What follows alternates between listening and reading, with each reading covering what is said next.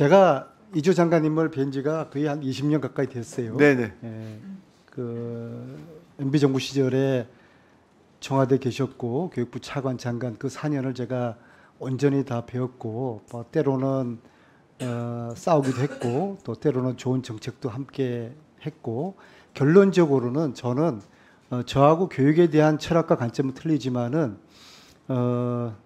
능력자로 저는 그렇게 평가를 했습니다. 그리고 교육에 대한 전문성을 대한민국 역대 장관 중에서도 어느 누구 못지않게 교육 전문가로 전문성 가지고 있는 분으로 저는 그렇게 기억을 하고 있는데요. 그래서 이번에 또다시 윤석열 정부에서 교육부 장관으로 그 지명됐던 소식을 듣고서 딴 건 몰라도 이조 장관은 교육은 제대로 한번 할 수 있겠구나. 그런 좀 내심의 기대를 했습니다. 물론 저하고 철학과 관점은 틀리지만은 이조식의 교육이 어느 정도 성과를 낼 수 있겠구나. 거기에는 지난 10년 전에 장관으로서 경험을 했기 때문에 또 10년 동안에 또 내공도 쌓았고 또 다른 또 뭐 공부도 하고 또 경험도 하시고 그러면서 굉장히 기대를 했는데 사실 제가 가졌던 기대에 비해서는 굉장히 좀 우려스럽고 실망입니다. 그것이 단적으로 나타난 게 지난 17일 날 교장들에게 그 집단 야유를 받았던 그 사건이거든요. 그 당시 심경이 어땠습니까? 네, 뭐 저희가 그 정말 소통을 계속 그 이제 강화하는 과정에서 또 이제 뭐 야유도 받을 수 있고 또 공격도 받을 수 있고 비판도 받을 수 있다고 생각을 합니다. 그래서 더 적극적으로 소통하겠다 이런 생각을 하고 있습니다. 저는요, 야유도 받을 수 있다라는 그러한 인식을 정말 느끼신다 그러면은 이 위기를 제대로 인식하지 못하는 거라고 봅니다.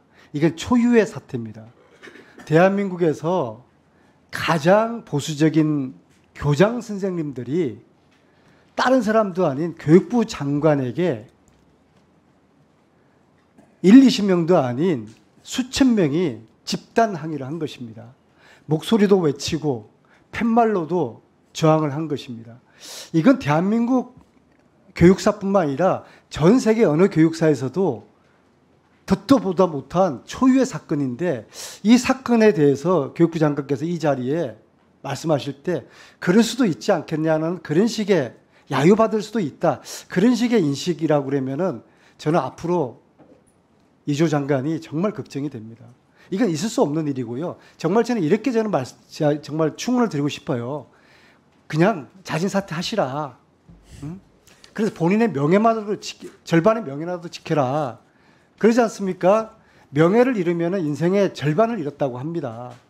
교장 선생님들에게 그 모욕을 당하신 이조 장관께서는 정말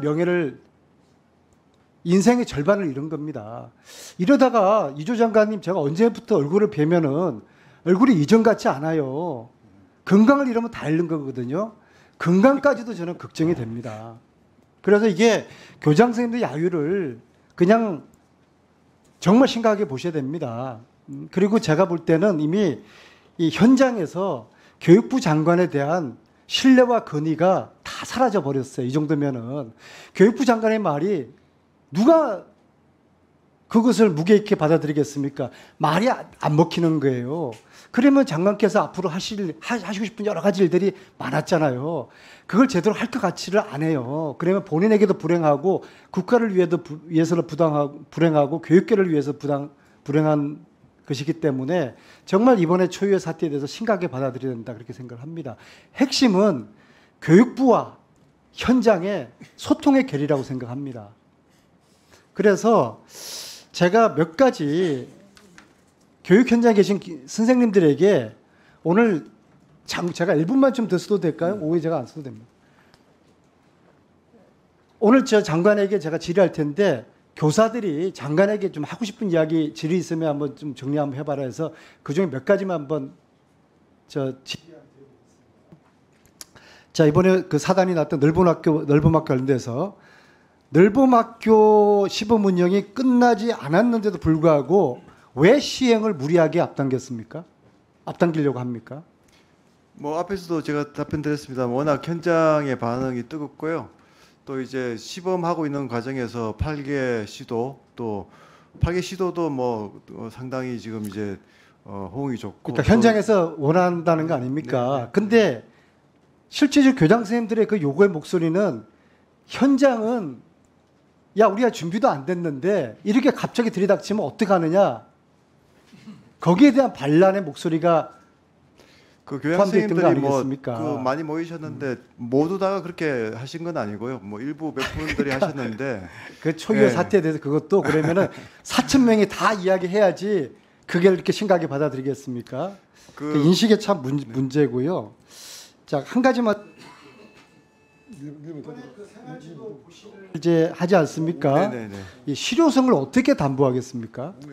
그 생활지도 고시라는 것이 그 법령에서 이제 위임된 고시이기 때문에 법적 효력을 갖습니다. 그래서 이제 뭐 그 부분에 대해서는 또 학칙에 물론 위임된 사안도 있지만 고시 자체로서 그 구속력이 있기 때문에 그 현장이 이제 그 실천하도록 또 교육부가 적극적으로 좀 그 안내를 하도록 그렇게 하겠습니다. 실효성이 있도록 그렇게 계속 챙기셔야 될 겁니다. 네네. 예. 또 다시 교장 선생님들에게 그런 수모를 당하시면 안 되잖아요. 그죠? 예. 자, 다른 질문인데요. 제외한국학교 관심 많으시잖아요. 그죠? 네네네. 전 세계 지금 몇 개가 있는지 파악은 하고 계십니까? 지금 자, 34개가 있어요. 34개 교가 있습니다. 34개 중에서 교육부 장관님은 지난 MB 정부 때도 5년 동안 교육을 관여하셨으니까 지금 장관이시고 34개 중에서 몇 개의 한국학교를 가보셨습니까? 제가 좀 많이 가본 것 같습니다. 기억에. 네. 아유, 네. 네. 칭다오 한국학교를 지금 짓고 있는데요. 이게 예산이 부족해. 다음 주에 이제 새로 오픈해서 계약을 해야 되는데 제가 지난주에 가봤는데 학교가 지금 아주 엉망입니다. 돈이 모자라서요. 이게 코로나 이전에 시작한 학교 건축입니다. 근데 코로나 기간 동안에 건축비가 많이 상승했어요.